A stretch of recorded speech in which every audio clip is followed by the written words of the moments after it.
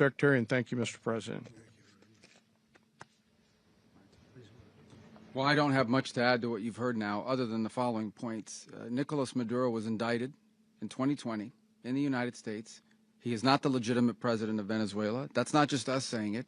The first Trump administration, the Biden administration, the second Trump administration, none of those three recognized him. He's not recognized by the European Union and multiple countries around the world. He is a fugitive of American justice with a $50 million reward, which I guess we saved $50 million. And make sure. Yeah, exactly. But don't let anybody claim it.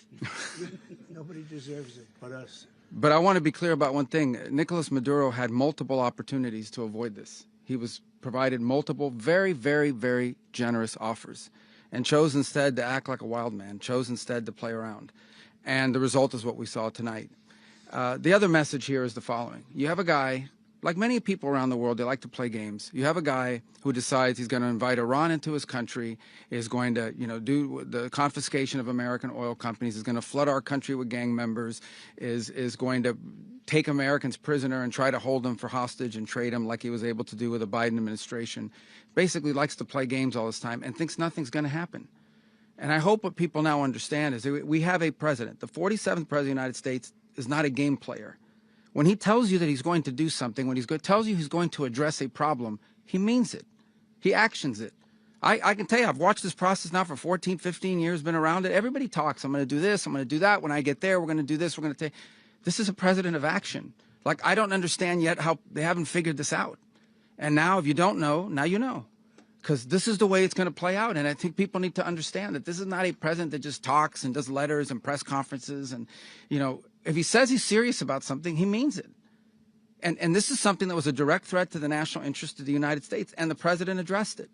This is a president of peace, by the way. I told you what I just said earlier. This guy had multiple opportunities to find his way somewhere else and figure out another. He could have been living somewhere else right now, very happy, but instead he wanted to play big boy. And so now, he's got other sets of problems on his hands. And but I think the message here should be for the world. Look, the president doesn't go out looking for people to pick fights with. He's not generally wants to get along with everybody. We'll talk and meet with anybody, but don't play games. Don't play games with this president's in office, because it's not going to turn out well. And so I hope that I guess that lesson was learned last night, and we hope it'll be instructive moving forward. Is that a message for Cuba? Mr. President. Mr. President. Mr. President. Mr. President. You said that the U.S. is going to run Venezuela. So who's in power right now? Well, we're going to be running it with a group, and we're going to make sure it's run properly. We're going to rebuild the oil infrastructure, which will cost billions of dollars. It'll be paid for by the oil companies directly. They will be reimbursed for what they're doing, but that's going to be paid.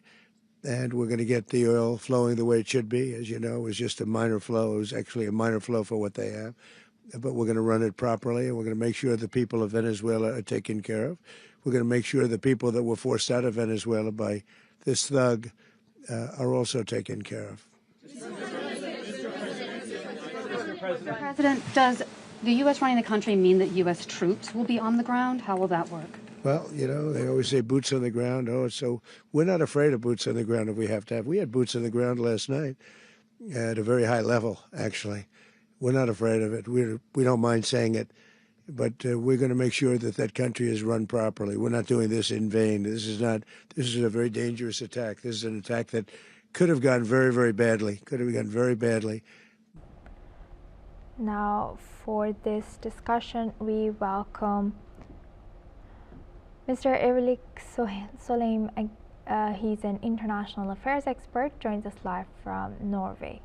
Thank you very much, Mr. Solheim, for joining us once again. Now, Trump has finished his press conference, and he has said that U.S. will be running the country, Venezuela in this case. So, since there's no visible U.S. military forces or the embassy in Venezuela, what do you think he means by that? At this moment, that is very unclear, because he said that the U.S. is not afraid of putting boots on the ground. but it's very unclear if there is an American military force remaining in Venezuela which can impose any US policies there. So I think at this time, everything is in the air. This is very unclear. But let's recall history. I mean, in the early days of the American invasion in Iraq, everything seemed to be very smooth. In the early days of the invasion of Afghanistan, again, it was very smooth. Early days of the bombing of Libya, again, very smooth. The early days of these kind of invasions, which we heard now, I mean, the general as well as Mr. President Trump and the Secretary Hegse bragging about the precision of these action. Well, this is the easy part. The difficult part will be to set up some proper government which can be run in Venezuela, which can be accepted by the Venezuelans, and avoid being dragged into long-term conflicts. Venezuela is a very unstable nation with a huge potential for ethnic conflicts, racial conflicts, class conflicts. All these may turn up, and we have not heard the end result of this. But history has proven that whenever the United States of America involved in the regime change in other nations, it tends to be spectacularly unsuccessful. Thank you for highlighting that and sharing that, Mr. Saleem. I would like to also welcome another guest to our panel, Ms. Irina Zuckerman. She's a senior journalist, joins us live from New York. Thank you very much, Ms. Zuckerman, for joining us as well. Now, looking at this, what's your take on this? And, who will be when Trump says they will be running the country, what do they exactly mean? Thank you so much. I think for the time being, it's very clear that the US military will play some sort of a stabilizing role. It's also increasingly, I'm hearing that Ms. Machado, the Nobel Prize laureate, may be slated for a senior government role, which would mean that there may be a smooth transition to a more democratic government based on the election outcomes that will ultimately fraudulent in favor of Maduro, but which showed that the Venezuelan people want a change. The U.S. military may be present until the situation stabilizes. I think they will try to get things moving as quickly as possible. That said, it's still entirely possible that the remnants of the Maduro regime may try to cling to power. So far, there hasn't been a clear long-term plan for the U.S. presence, but what is clear is that while earlier commentators compared this current situation to Russia's war in Ukraine, I think that comparison is not only premature, but from the beginning deeply flawed, not just because of the scale and duration. Even if the U.S. military has to stay longer, it is doing so after removing a tyrannical, fraudulently elected government, or heads of state at least, known for their massive internal repression. Whereas in Ukraine, the government was democratically elected with overwhelming numbers in a very transparent and internationally monitored election. The second major difference is territorial intent. Russia's so-called special operation, otherwise known as a full-scale invasion, aims to change facts on the ground through territorial seizure, annexation claims, and long-term control. It is true that Trump said that he wants to be involved with oil in Venezuela, but if there is a democratic and pro-Western government, that would not necessitate any sort of territorial annexation. It would be within the framework of private U.S. companies cooperating with a friendly government, and there is nothing particularly dramatic about it. The third difference is, of course, force posture. Russia's campaign depends on holding land, administering area, and sustaining coercion of a population. There's no evidence that the scale of U.S. military involvement is anything close to that, and moreover, Trump is not someone who favors long-term nation-building projects of any sort, even if it was in line with a friendly and welcoming gesture from the local government. I think he would not go even for that. The fourth difference is legal framing and justification style. Russia framed its war as a defensive necessity to protect populations while rejecting Ukraine's sovereignty claims in practice, but the extraction operation for Maduro is essentially being framed as counterterrorism or law enforcement. After Maduro was designated as a terrorist, he was already indicted in U.S. Federal court upon arrival. Finally, the strategic end state result. Russia's campaign is designed to force Ukraine into a permanently constrained strategic position and to reshape European security architecture. It's not just about regime change in Ukraine. It's not about simply putting up a puppet. It's about altering an entire continent. Well, Trump certainly views Venezuela as part of the Monroe Doctrine. The decapitation operation that we saw today seeks rapid political turnover and elite fracture inside the regime with the hope of a quick settlement.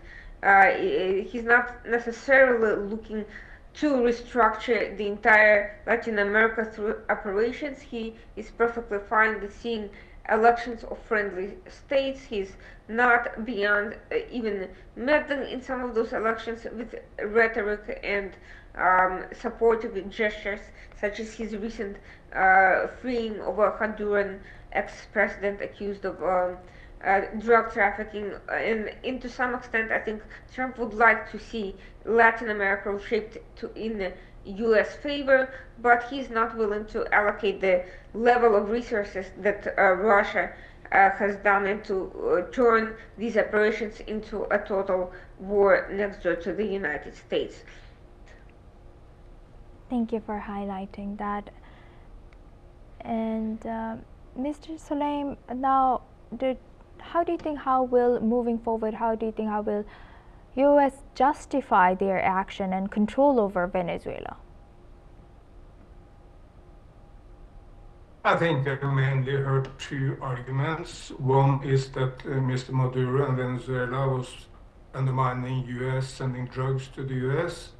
But the problem with that argument is, of course, that there is absolutely no proof that Venezuela has been among the main nations providing drugs to the U.S. There is a number of other nations which have provided more, of course, through criminal gangs. And even if it was true, a military attack on another nation cannot be accepted under that excuse. The other, and a lot more problematic, is of course the issue about the Monroe Doctrine, the idea that the United States can dominate Americas, and also the concept of domination was used numerous times during the press conference. That's actually a very scary argument. It's an exact parallel to the argument of Mr. Putin that Russia has the right to dominate its neighborhood, that Ukraine and other neighbors of Russia are fair game because Russia has the right to dominate them. There is absolutely no right for the United States to dominate the Americas, and there will of course be a huge number of governments, political movements, etc. in America which do not accept this argument. We have already seen the government of Colombia, Mexico, Brazil, and a number of other governments in Latin America protesting. They do not want to be part of a part of the world dominated by the US. And if we were to accept this idea of an American domination of the Americas, I mean, there's hardly any argument why China should not dominate East Asia, India should dominate South Asia, Russia should dominate its neighborhood, South Africa should dominate Southern Africa, and you can go on and go on. And I think everyone understands this will be a very violent, extremely dangerous world where there will be excuses for conflicts and wars everywhere. Yes, thank you for highlighting that. I would like to bring in Ms. Zuckerman once again. Ms. Zuckerman, thank you for staying with us. What's your take, how will U.S. justify this action moving forward, and how dangerous is this? Where is accountability, international law? Who will uphold or enforce this?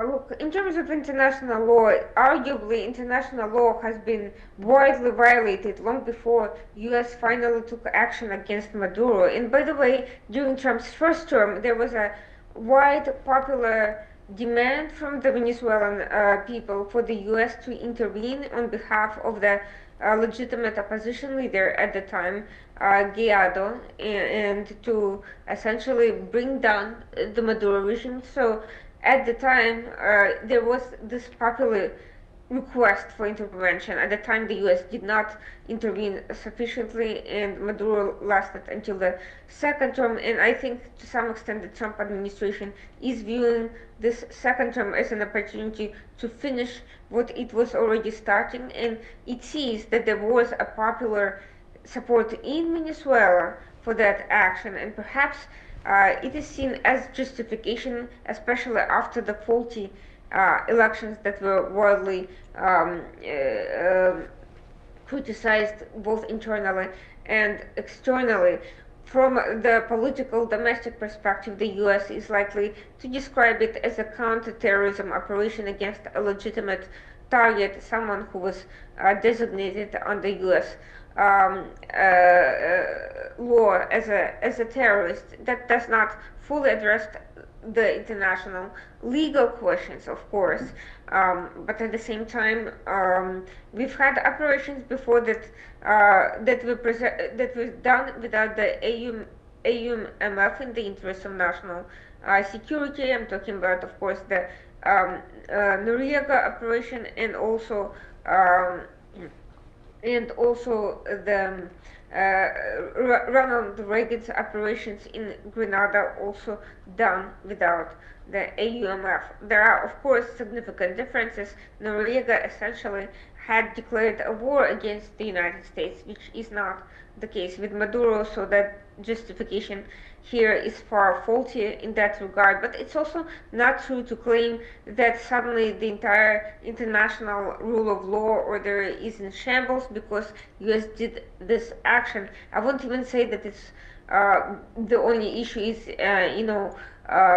the standoff between Russia and the US on this issue. We are also seeing the rule of law being erased by non-state actors, by international terrorist organizations and cartels operating globally, including throughout Latin America. They too are erasing international law and order just as much. So unless the international community commits to being an equal enforcer of all international law violations consistently, I think this argument will become increasingly hard to use in justification of security operations of the sort, particularly ones that are relatively bloodless, quickly and executed, and have a level of political legitimacy in removing a repressive and brutally murderous dictator responsible for millions of Venezuelans fleeing from man-made famine inside their country. With that, I would like to thank Mr. Eric Solheim for joining us today, and also Ms. Irina Zuckerman for joining us today and sharing that insight on this